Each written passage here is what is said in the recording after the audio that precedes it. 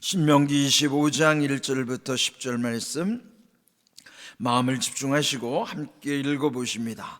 사람들 사이에 시비가 생겨 재판을 청하면 재판장은 그들을 재판하여 의인은 의롭다 하고 악인은 정죄할 것이며, 악인에게 태형이 합당하면 재판장은 그를 엎드리게 하고 그 앞에서 그의 주에 따라 수를 맞추어 때리게 하라. 40까지는 때리려니와 그것을 넘기지는 못할지니, 만일 그것을 넘겨 매를 지나치게 때리면 네가 네 형제를 경히 여기는 것이 될까 하노라. 곡식 떠는 소에게 망을 씌우지 말지니라. 형제들이 함께 사는데 그중 하나가 죽고 아들이 없거든 그 죽은 자의 아내는 나가서 타인에게 시집가지 말 것이요, 그의 남편의 형제가 그에게로 들어가서 그를 맞이하여 아내로 삼아 그의 남편의 형제된 의무를 그에게 다 행할 것이요, 그 여인이 낳은 첫 아들이 그 죽은 형제의 이름을 잊게 하여 그 이름이 이스라엘 중에서 끊어지지 않게 할 것이니라. 그러나 그 사람이 만일 그 형제의 아내 맞이하기를 즐겨하지 아니하면 그 형제의 아내는 그 성문으로 장로들에게로 나아가서 말하기를, 내 남편의 형제가 그의 형제의 이름을 이스라엘 중에 잊기를 싫어하여 남편의 형제된 의무를 내게 행하지 아니하나이다 할 것이요, 그 성읍 장로들은 그를 불러다가 말할 것이며 그가 이미 정한 뜻대로 말하기를, 내가 그 여자를 맞이하기를 즐겨하지 아니하노라 하면 그의 형제의 아내가 장로들 앞에서 그에게 나아가서 그의 발에서 신을 벗기고 그의 얼굴에 침을 뱉으며 이르기를, 그의 형제의 집을 세우기를 즐겨 아니하는 자에게는 이같이 할 것이라 하고, 이스라엘 중에서 그의 이름을 신벗김 받은 자의 집이라 부를 것이니라. 아멘. 오늘 제목을 보시면 시비곡직으로 정했어요. 시비라는 것은 옳고 그름을 이렇게 대비하는 표현이에요. 한문으로 시가 옳을 시자, 비는 아닐 비자. 곡직이라고 하는 것은 굽을 곡자, 또 고들을 직자, 굽은 것과 고든 것도 반대되는 개념이죠. 네, 우리가 살다 보면은 이런 상황을 맞이할 수 있습니다. 어떤 일에 있어서 시비가 생길 수가 있죠. 오늘 1절도 보시면은 사람들 사이에 시비가 생길 때 그 재판을 청할 상황에 재판장은 그 시비를 옳게 분별해 줘야 된다는 거예요. 옳은 것은 옳다고 하고 아닌 것은 아니라고 말해야 되는데, 그래서 의인은 의롭다 하고 악인은 정죄할 것이라. 뭐든지 옳고 그름은 분명해야 됩니다. 이것이 왜곡돼서 옳은 것을 아니라고 아닌 것을 옳다고 하면 그때부터는 원망과 시비가 생길 수밖에 없고 신뢰할 수가 없는 것이에요. 특별히 재판을 하는 그 나라의 기강은 굉장히 중요한 것입니다. 그런데 우리나라도 이런 것을 이해하지 못하는 일들이 최근에 많이 생기기 때문에 재판에 불신이 생기는 거예요. 누구라도 재판에 지면 돈 없어서 졌다고 그러고 백 없어서 졌다고 하죠. 이런 것을 보면은 옳고 그름에 대한 것이 분명하지 않으면은 이런 시비를 할 수밖에 없는 것입니다. 우리가 어떤 일을 할 때든지 하나님이 우리에게 분명히 명하시는 것은 옳고 그름은 이게 다를 수가 없어요. 사람에 따라서 옳고 그름이 다를 수가 없어요. 옳고 그름은 누가 보더라도 명확해야 돼요. 서로가 그걸 받아들일 수 있을 만큼 옳고 그름은 분명해야 되는 것입니다. 옳고 그름이 분명하지 않으면 불신이 생길 수밖에 없고, 그렇다면 그 공동체는 결국 무너질 수밖에 없는 것입니다. 그래서 하나님은 옳고 그름, 시비의 문제를 분명히 명확히 해야 되고 치우쳐서는 안 된다는 것이죠. 그런데 재판을 하는 사람이 가령 무슨 뇌물을 받고 그거를 왜곡시킨다, 그러면 이제 큰일 나는 것이죠. 그래서 우리 가장 중요한 것은 하나님이 주시는 지혜 가운데서 분별할 때만이 옳고 그름을 제대로 잘 판단할 수 있는 것입니다. 우리들은 항상 부족하기 때문에 또 잘못할 수 있어요. 그래서 더 신중해야 되고 지혜를 구해야 되고 치우쳐서는 안 되는 것입니다. 그래서 오늘 주신 말씀처럼 우리 인생에 살아갈 때 시비의 문제는 명확해야 된다 하는 것입니다. 그에 따라서 2절을 보시면은 그 결과에 악인에게 내려지는 형벌이 있습니다. 태형이라는 것은 옛날로 말하면 곤장을 치는 거예요. 그러면 이제 잘못한 그 죄인에게 벌을 내릴 때 태형을 할 때는 거기에 맞게 태형을 내려야 되는 거예요. 그런데 여기도 상한선이 있습니다. 40대를 넘으면 안 된다 하는 거예요. 3절 보시면 40까지는 때리려니와 그것을 넘기지는 못할지니. 왜 40을 넘기면 안 되는가? 그래서 이제 이 표현이 이제 바울도 고린도후서 11장 24절에 보시면은 자기도 복음 전하다가 억울하게 이런 태형을 맞은 경우가 있다는 거예요. 그것도 40에 하나 감한매, 여기에 이 법칙 때문에 그런 거예요. 40을 때릴 수는 있는데 그걸 넘길 수가 없어서 그들이 정한 게 뭐냐면 40에 하나를 감한 매예요. 그게 이제 39대거든요. 왜 그럴까요?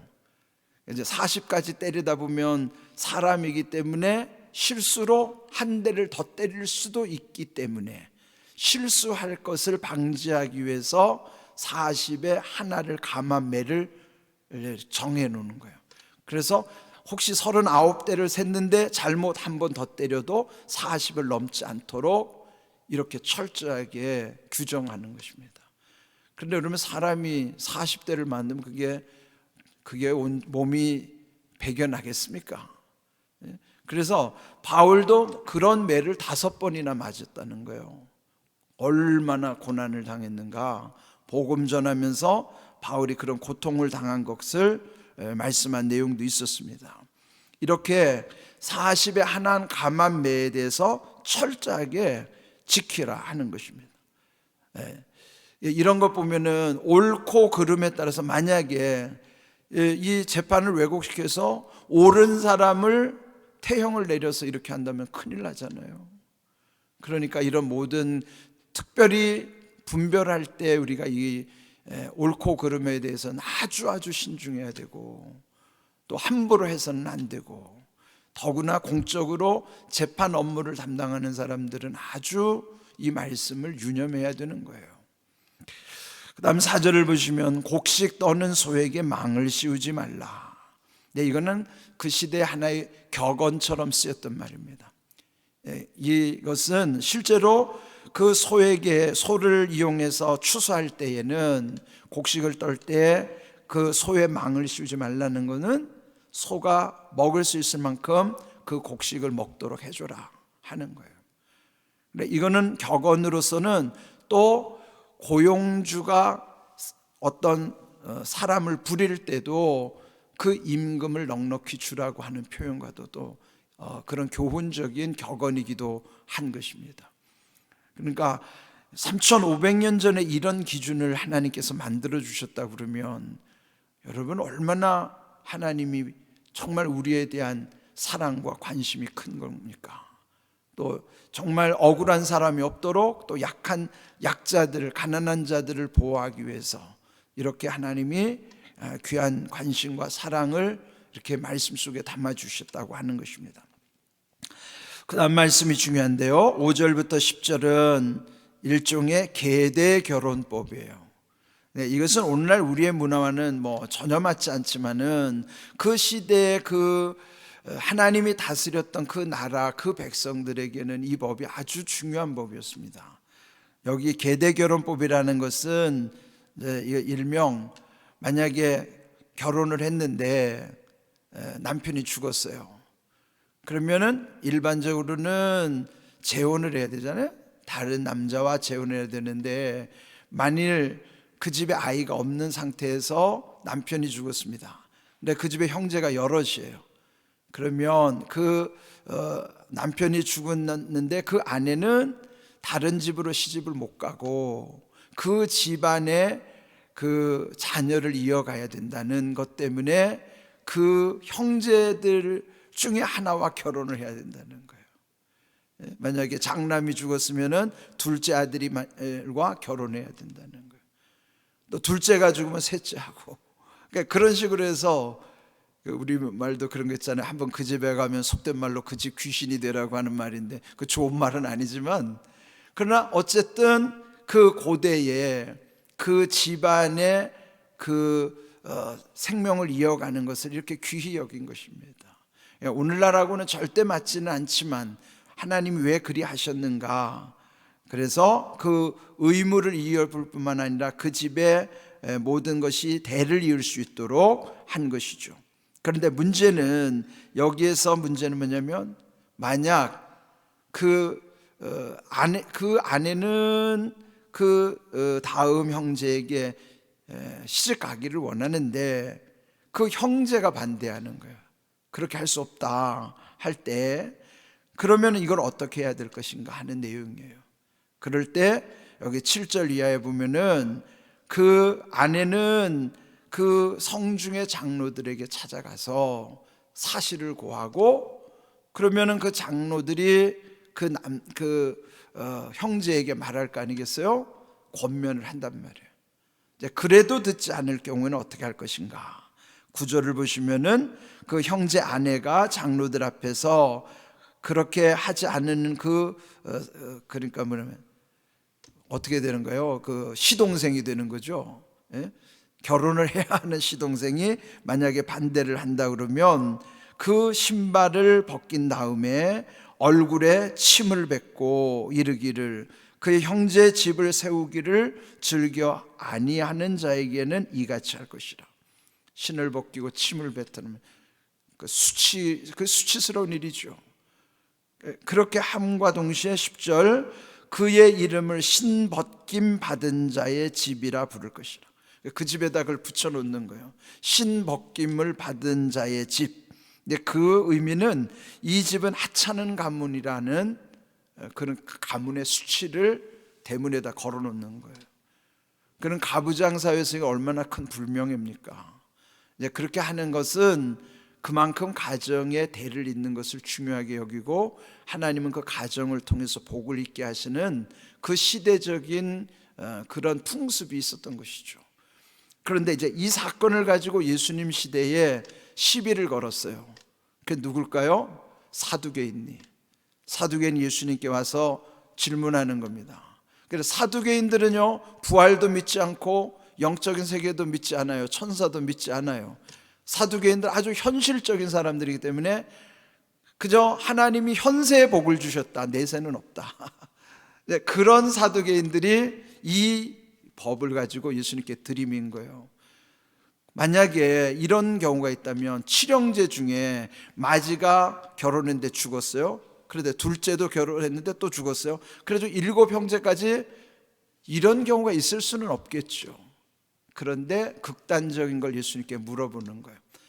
그러면은 그 여자가 그 집안에 시집가 가지고 첫 형제가 죽고 또 아이가 없어서 둘째 형제, 근데 그도 죽어서 마지막 막내 7째까지 다 죽었다고 합시다. 그럼 부활한 다음에 이 아내는 누구의 아내가 될 것입니까?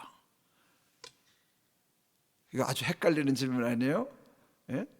그러면 만약에 부활한다면 그 아내는 7형제 중에 그럼 누구 아내가 되느냐? 그럴 때 예수님이 하신 말씀이, 너희들이 이런 걸 믿지도 않지만은 또한 성경도 모르고 하나님의 능력도 모르기 때문에 오해를 하였도다. 부활할 때는 시집 가는 것도 아니고 장가 가는 것도 아니고 다 천사와 같으니라. 그렇게 말씀하신 거예요. 그러니까 여러분, 여기서 살던 가족 관계가 천국 가서도 가족 되는 거 아니에요. 그러니까 여러분, 아무리 지금 사이가 안 좋더라도 천국 가면 또 부부로 만나지 않아요. 다 뭐 형제 자매로 만난 말이에요. 똑같은 천사로 만나는 거예요. 그러니까 두려워하지도 마시고, 그러니까 사는 날 동안에 이 땅에서 여러분 행복하게 사는 게 복이고요, 저 천국에 가면은 부부로 만나지도 않고 자식으로 만나지도 않아요. 다 천사와 같이 만나는 거예요. 예?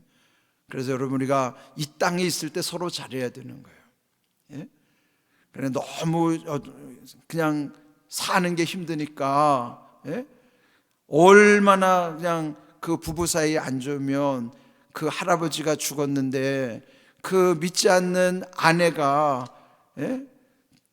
그 목사님 와서 위로했다는 거 아니에요. 아이고 할머니 울지 마세요. 어차피 할아버지 천국 가면 다 만나요. 그러니까 그 할머니가 더 통곡을 하면서 기겁을 해서, 나는 천국 가서 저 영감탱이 만나려면 난 천국 안 갈랍니다. 그랬다는 거 아니에요. 이 땅에서 여러분 잘하세요. 이 땅에서 낙을 누리셔야지 저 천국 가서는 다 천사들로 만나는 거니까 그때 미워할 것도 없지만, 그러나 이 땅에서 기회 주실 때 잘하라는 거예요. 자, 시비곡직, 시비는 분명해야 되고요. 곡직, 굽은 것과 곧은 것은 상황에 따라서 때로는 굽힐 줄도 알아야 되고, 때로는 곧게 나갈 때도 있어야 돼요. 곡직은 상황에 따라서 달라질 수 있어요. 여기 이 상황은 자기 마음대로 하고 싶지는 않아도 그 법이 그러하면은 자기가 구부릴 줄도 알아야 된단 말이에요. 여러분, 반드시 곧은 것만 좋은 건 아니에요. 때로는 구부리는 것도 좋아요. 그러나 시비는 분명해야 돼요. 곡직은 상황에 따라서 달라질 수도 있어요. 이것이 지혜입니다. 우리가 오늘 살아가는 것, 무조건 나는 안 굽어진다, 그게 좋은 게 아니에요. 때로는 굽힐 줄 아는 게 좋은 거예요. 그러나 때로는 굽혀서는 안 될 때도 있어요. 그거는 상황에 따라서 다른 거예요. 시비는 분명해야 되고 곡직은 상황에 따라서 지혜롭게 해야 된다는 것 기억하시고, 그래서 중요한 것은 지혜입니다. 하나님께서 주시는 지혜 가운데서 모든 일을 잘 분별하도록 이 땅에서 사랑하는 가족들과 행복하게 살아갈 수 있기를 주님의 이름으로 축복합니다. 아멘.